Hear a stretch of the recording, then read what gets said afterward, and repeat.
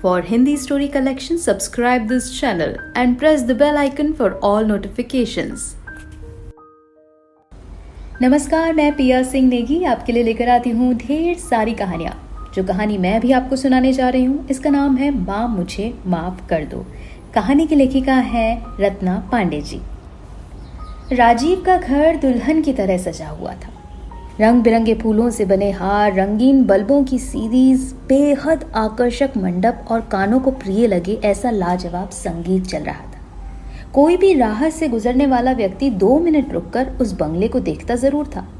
घर में आने जाने वालों की भीड़ लगी हुई थी। राजीव की माँ दमयंती और उसके पिता रंजीत शादी की तैयारियों में अत्यंत ही व्यस्त होने के साथ साथ अपने मेहमानों का स्वागत भी कर रहे थे। दूसरी तरफ अनामिका, जिससे राजीव का गठबंधन होने वाला था, लाल जोड़े में सजी धजी मानो कोई अप्सरा ही हो, इतनी सुंदर लग रही थी।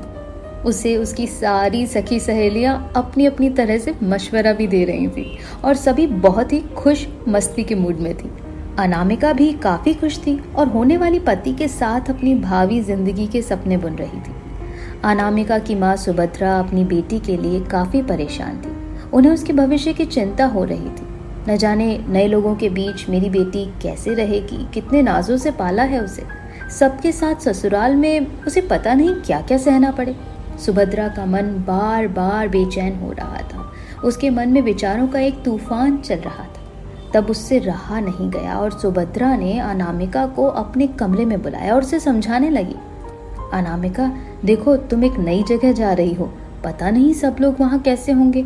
अपनी हर चीज का ख्याल रखना, अपने गहने अपने पास ही रखना, सास ससुर से दूरी बनाकर रखना, वरना अगले ही दिन से तुम्हें काम पर लगा देंगे। हाँ, सबसे महत्वपूर्ण बात, राजीव को अपने नियंत्रण में शुरू से ही रखने की कोशिश करना और धीरे धीरे उसे अपना अलग घर बनाने के लिए कहती रहना।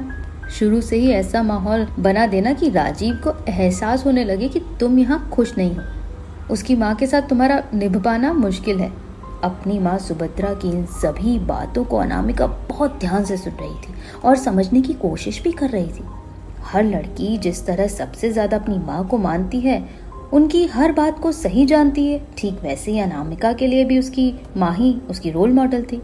उनकी बातें आपस में ही हो रही थी कि बाहर काफी जोर से शोर सुनाई दिया। बारात आ गई, बारात आ गई।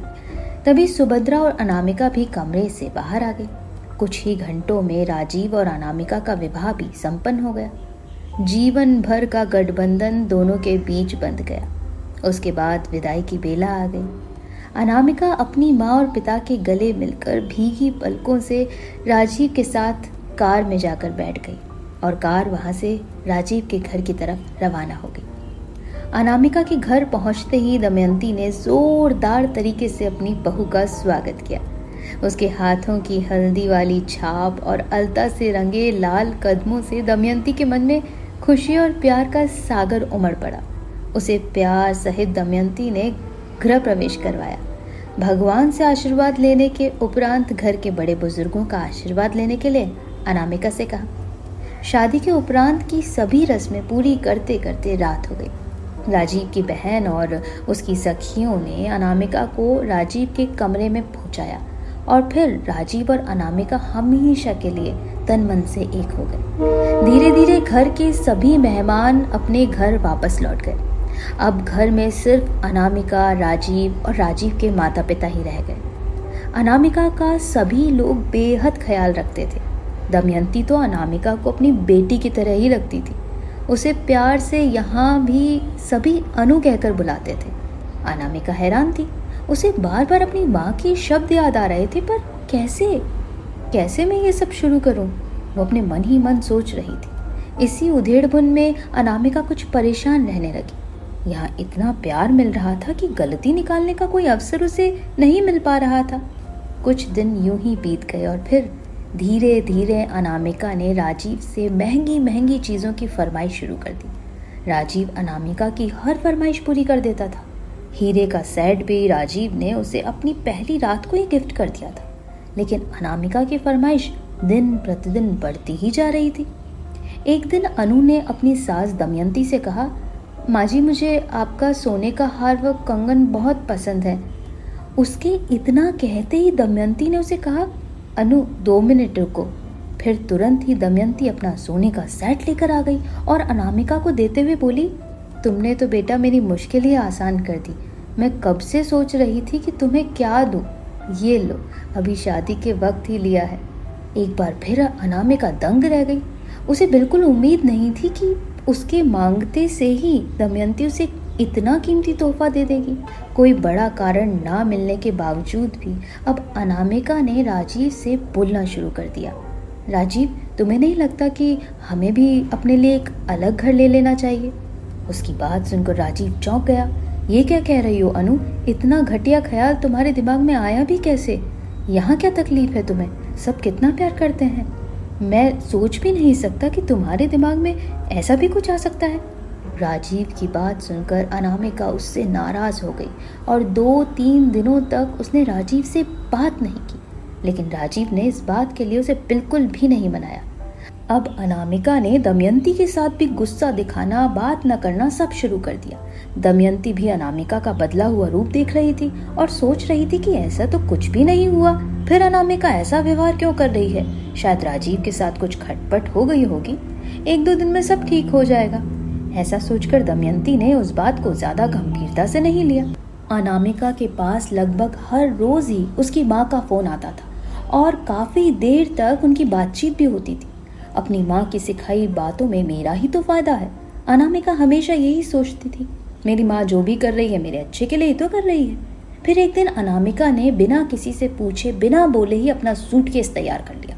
राजीव ने ऑफिस से आकर देखा तो पूछ बैठा, अनु ये सब क्या है? घर की बहुत याद आ रही है क्या? मुझे कहती मैं तुम्हें छोड़ कर आता। 2-4 दिन के लिए चले जाओ, फिर मैं लेने आ जाऊंगा। लेकिन अनामिका ने गुस्से में राजीव को जवाब दिया, राजीव यहाँ मेरी भावनाओं की कद्र नहीं, वहाँ रहने का मेरा मन नहीं। क्या क्या बोल रही हो अनु तुम? क्या तुम गुस्से में घर छोड़कर जा रही हो? हाँ, मैंने तुमसे सिर्फ अलग घर लेने के लिए तो कहा था ना, रिश्ता तोड़ने के लिए तो नहीं। हम आते जाते रहेंगे, सभी लोग अलग रहते हैं, मैंने कौन सी नई बात कह दी है? अनामिका के मुंह से ऐसे शब्द सुनकर राजीव नाराज हो गया और स्पष्ट शब्दों में कह दिया, अनु तुम्हारी ये इच्छा मैं कभी पूरी नहीं कर सकता, नहीं करूँगा, तुम्हें जो करना है करो। और राजीव कमरे से बाहर चला गया।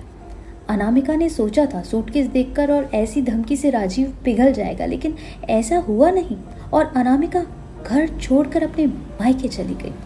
सुभद्रा ने अनामिका से कहा, बेटे डरने की कोई बात नहीं है, देखना अभी 2-4 दिन में ही राजीव तुम्हें लेने आ जाएगा। लेकिन देखते ही देखते 2-4 दिन ही क्या, हफ्ते और महीने निकल गए, लेकिन राजीव नहीं आया।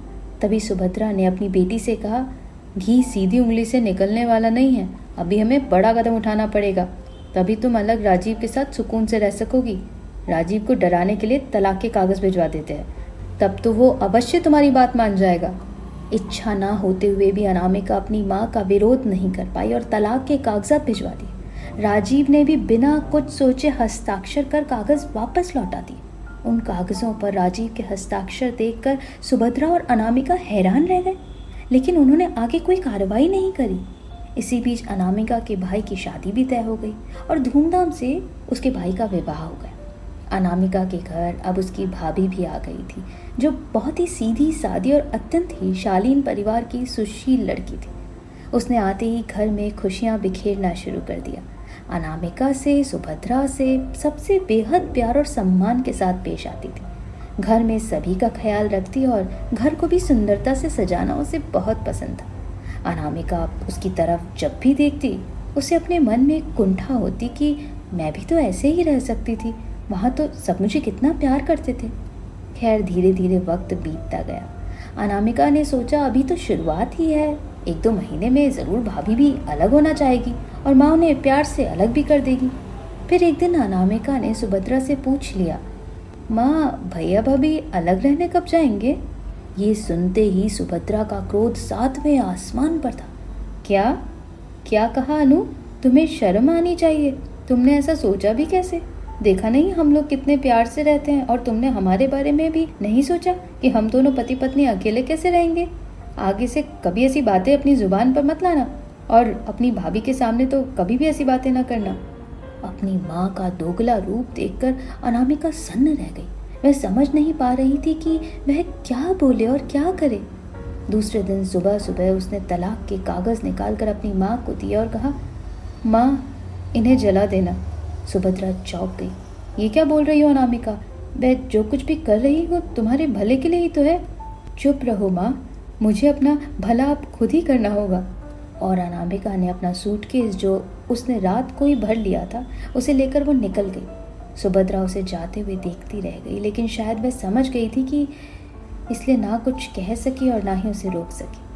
अनामिका अपने असली घर पहुंच गई और जैसे ही बैल बजाने के लिए हाथ उठाया उसे अंदर से कुछ आवाज़ आई। तब उसका हाथ वहीं रुक गया। दमयंती और राजीव के बीच बातचीत हो रही थी। दमयंती राजीव को समझा रही थी कि राजीव बेटा, नाराज़ मत हो, अनु में अभी बचपना है, देखना उसे एक दिन अपनी गलती का एहसास ज़रूर होगा और एक ना एक दिन वह ज़रूर वापस आ जाएगी। हमारे परिवार की बेटी है, हमारी जान है वो। हमारे घर के दरवाजे उसके लिए हमेशा खुले रहेंगे और दिल के दरवाजे भी। राजीव, हमारे देश में बेटियों को कोख में ही मार डालते हैं या कभी कभी तो पैदा होते से ही हत्या कर देते हैं।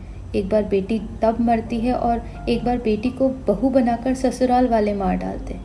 बेटी को मायके और ससुराल में मारने वालों की कमी नहीं है, लेकिन मुझे मेरी बेटी का इंतज़ार रहेगा।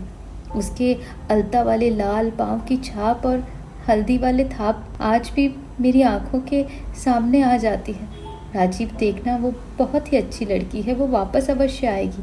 इतने में बाहर से फूट फूट कर रोने की आवाज़ आती है। अनामिका बैल नहीं बजा पाती। दमयंती की बातें सुनकर वह भावुक हो जाती है और अपनी भावनाओं पर उसका संयम नहीं रह पाता। वो फूट फूट कर रोने लगती है। तभी दमयंती और राजीव दरवाज़ा खोलते हैं और रोती हुई अपनी अनु को दमयंती गले लगा लेती है। अनु के मुंह से आज प्यार भरा शब्द निकलता है, माँ, माँ, मुझे माफ़ कर दो, मैं बहक गई थी, मुझे माफ़ कर दो माँ। तो ये थी कहानी माँ मुझे माफ़ कर दो। बेहतरीन कहानी रत्ना पांडे जी द्वारा लिखित, जो कि रहती हैं वडोदरा, गुजरात में। आप भी मुझे कहानियाँ भेज सकते हैं। मेरा ईमेल आईडी नीचे आप डिस्क्रिप्शन बॉक्स में देख सकते हैं। बोलती कहानियाँ 7@gmail.com। लेकर आती हूँ फिर से एक नई कहानी जल्दी, और पिछली हज़ारों कहानियाँ जो ऑलरेडी चैनल पर मौजूद हैं वो सुनना मत भूलिएगा। Thank you.